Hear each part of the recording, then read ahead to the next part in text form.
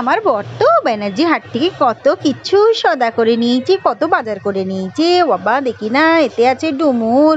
ডুমুর খাও, ডুমুর নাকি স্বাস্থ্যের পক্ষে উপকার। বলি বাবারে কত স্বাস্থ্যের পক্ষে তার খেয়াল রাখবো। আর ভাল লাগে না, এবারে তো একটু ভালো মন্দ খাবো নাকি। তারপরে বলে এই দেখো ডালের বড়া নিয়েছি। বলে ডালের বড়া কোথায় দেবো? বলে ডালের বড়া সবজিতে দিয়ে রান্না করবে, কি মজা লাগবে দেখবে কোন। বাবারে আর ভাল লাগে না এই ডালের বড়া কোথায়, এইদিকে ডুমুর।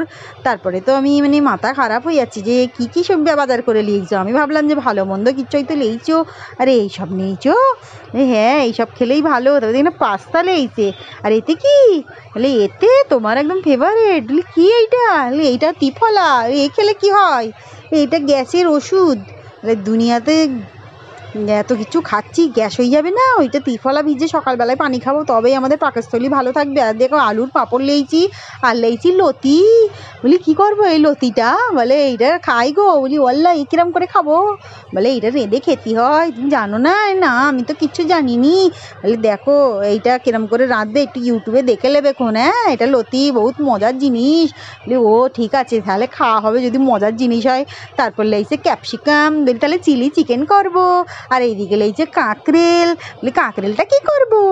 কাঁকরেলটা তাহলে ভাজা করবে এখন। বলে ঠিক আছে কি আর করবো, কাঁকরেলের ভাজাই ভাল লাগে। তো দেখো কত বাজার করে লেইছে, তো কেমন লাগলো একটু